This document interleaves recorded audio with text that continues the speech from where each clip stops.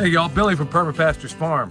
All right, this front porch talk is going to be a little bit different today because I'm starting here, obviously. I'm not on the front porch. It's early, it's cold. And the way it's going to unfold, I'm going to go on a little field trip right now, okay? Today is the day I typically go out and I get all the food we need for the chickens and pigs. But remember, we don't spend anything to feed our animals, okay?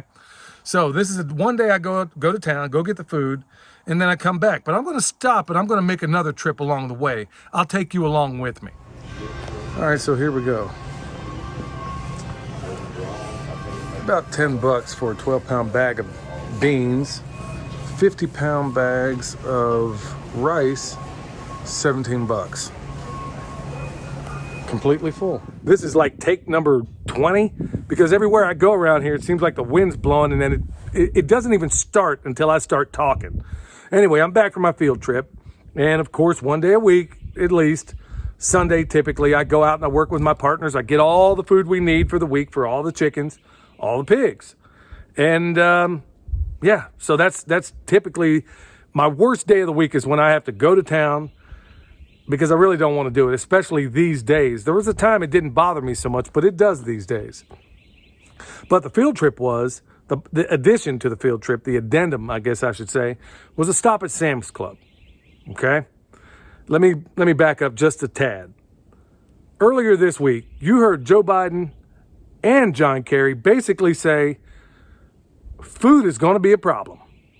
A big problem. John Kerry even went on to say something about 100 million people were going to be wondering where their groceries are coming from. I mean, he put it in more grim terms there, but I'm not trying to be hyperbolic. Basically, both of them said, and if you think it's a coincidence, I got news for you. It doesn't work that way. So I thought I'd go to Sam's Club. I had to go there and get some rosemary, whatever it is. We didn't produce enough last year, so I had to get it. I had to get some because I put it in everything for the animals. It's great for everything. So I got this dried rosemary there. And I said, you know what, while I'm here, let me just go around and take a look. Now, I'm not the kind of person that's going to sit here and film people without their permission. But just take my word for it when I say overwhelmingly, probably not, no, I'd say about 80% of the people there pushing their carts around all had toilet paper. Some of them had paper towels, I could tell. And then I went over there and I even took a video of it, of the rice and the beans, largely untouched. There you go. I mean, rice and beans, largely untouched, but everybody had toilet paper. I guess that's how they intend to prepare. I got news for you. You kind of need a napkin before you need toilet paper. I mean, what good is a toilet paper if you didn't put anything in to begin with? You dig? I mean, I don't know where folks' brains are at right now, but that's, I thought I would see, here's what I expected. I thought I was going to go in there and I thought I'd see all the canned goods gone. Thought I'd see all the dry goods gone.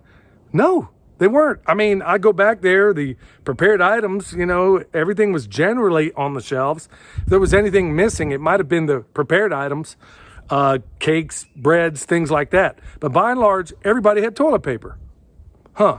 So either people are preparing or they got teeth in their butts. I don't know which, but at the end of the day, I thought I would see people preparing. That's not what I saw.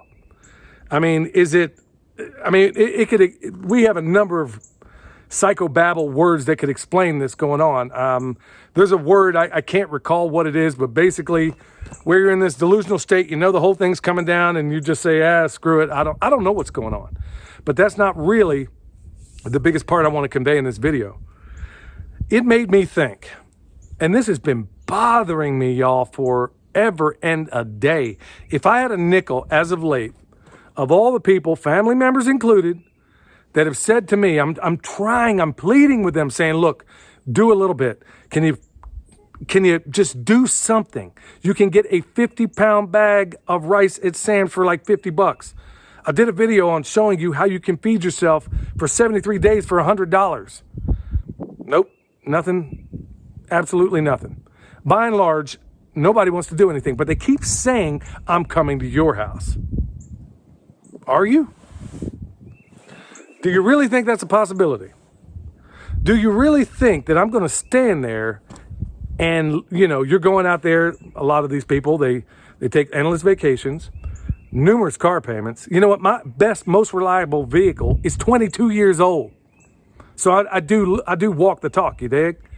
So yeah, they got a place by the lake, they got a fifth wheel, they got, jet ski, maybe a boat, all these different things, keeping up with the Joneses, hit all the parties, but you've done you can't spare $17 to buy a 50-pound bag of rice. You can't do the minimum it requires to get ready, even though the President of the United States, along with John Kerry, just sat there and told you this whole house of cards is tumbling down. But keep going on vacations, keep spending your money. You think your solution to all this is coming to my house when this goes sideways. You know what? I would rather take, and I mean this, I would rather take a disabled grandmother that knew how to make a good pot of soup than I would over people like that, able-bodied people like that. Because it tells me in no uncertain terms that you were trifling. That despite all the things going on right now, you would rather just party it up while Rome burns. I guess it's fitting. I talked about it before that you need three things to subjugate a population. Everybody says bread and circuses. Yeah, it's a little bit more than that. It's food, entertainment, and a reasonable expectation of security. Once one of them's compromised, you start getting on shaky ground. When two of them are compromised, Katie bar the door. So, even in Rome, and I've talked about it before, even on this channel, when the Visigoths were trying to kick down the doors of Rome, there were people, according to Edward Gibbon in Following the Decline of the Roman Empire, they were in the stands yelling down how much for that meat, meaning the gladiator that was just murdered right there on the Colosseum floor. So, of those three things, which ones do you think are going to be compromised? I got news for you. Entertainment is the last to go, believe it or not. I am not kidding. Entertainment is the last to go. But meanwhile, while all the grasshoppers are out here, like the sons of Issachar, they see the signs of the times and prepare for them. Well, you got the other end of that spectrum just saying, hey, I'm just going to fiddle while Rome burns. Yeah, forgive the pun. Look, bottom line is, and I know that I'm not the only person out there that has dealt with this, that has heard this ad nauseum, really.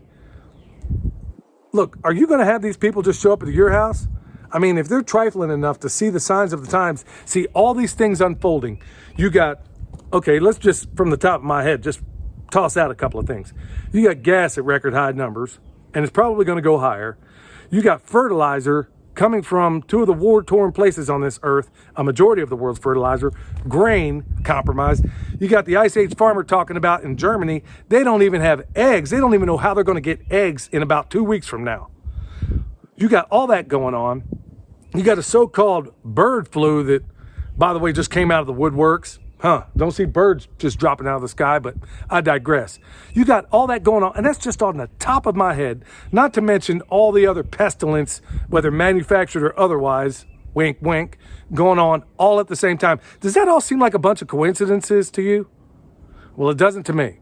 So despite all that happening, despite all this amalgamation of so many calamitous things all happening at the same time, you're going to go on your next vacation instead of putting back for what you know is almost certainly going to happen. So just like the shirt says, y'all, get loose or get lost. But I'll tell you what, if you think you're just going to maintain your lifestyle and then things go sideways and all of a sudden you show up at Billy's Jungle Palace of Love, I got news for you. You're going to be sent packing. Or if you say, well, we share DNA, well, that DNA stands for do not attempt. I'm being painfully obvious here. Look, we're beyond the point where, folks, I'll be honest. There is a fair amount that I muzzle on this channel. I do. Danny from Deep South and I have talked about it numerous times. And it's painful. To a certain extent, these videos, when I do these, are cathartic for me. Because frankly, what am I going to do? What am I going to say it to a goat or a sheep or a chicken or a pig? No, I think I need to say this to another human being. And folks, honestly, my family can only take so much. So I reach out to you, and I know that you have got to be, it can't just be me. I know that there have got to be a number of you out there that feel exactly the same way. So If I interrupt the permaculture programming long enough to engage in something that I find deeply cathartic, then please bear with me. In fact, I'm seriously thinking about starting another channel because I know people tune in for what we provide concerning permaculture and preparedness and things like that. You didn't necessarily sign on for stuff like this. So, and also it doesn't, 2 is 1, 1 is none, you dig?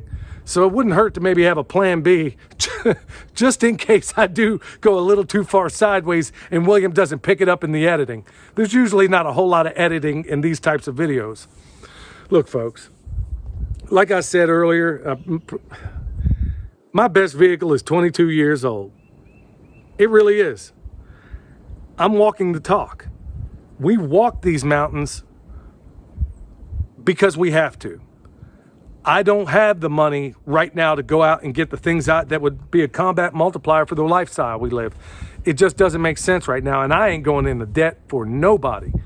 So that's just not, but take that and go sideways with the person. Now, I won't go in debt for things that would aid my ability to farm. So how do you folks out there buying boats, how do you go into debt for entertainment items? How do you reconcile that in your mind? Because frankly, it doesn't add up to me. I don't understand that. I don't know how, with all these things going on, you're trifling enough to say to me, I'm coming to your house. Got news, it ain't gonna happen.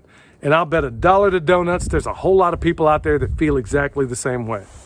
Look, y'all, I know we're on a knife's edge, and I'm not living on pins and needles. Despite what I say in these videos, when I get it off my chest, honestly, it's off my chest for a while. Despite what I say in these videos, look, I'm as prepared as I could hope to be. Yeah, are there holes in everybody's game? Absolutely. Do we fix them when we can? Absolutely. But I don't live in fear. I really don't. Knowing that I've spent time, a lot of years, doing and living this lifestyle that in the work of Jack Spirko, in the words of Jack Spirko, that if times get tough or even if they don't, I just think it's a great way to live. I can't think of a better way to live. Just so happens that preparedness is overlaid with permaculture. How cool is that? So look, folks, sorry to sit here and scream from the rooftops. Thank you for lending an ear. Thanks for putting up with a lot of this stuff, y'all. I'm going to get back 100% to permaculture, and I think we're going to start another channel where we put these videos. Just to keep everybody drummed up on the things that really, really matter. And at the end of the day, you need to be growing food, lots of it. If you can purchase food, wonderful, but you need to have a resupply plan. We all need that. And then also ask yourself, just like Bobby stated in that interview we did a little while ago, just because you love your brother or your little niece, them being family doesn't necessarily make them good for your preparedness situation. You understand? So you got to be asking those critical questions now. So when somebody comes knocking on the door, you maybe don't want to deal with that uncomfortable position of saying, get loose or get lost. You know exactly what I'm saying. All right, y'all, you need bone sauce. You need the world's best deer repellent. That's what we call bone sauce. You need comfrey. You need anything we sell, y'all. Check us out at the website. It's right there in the description box.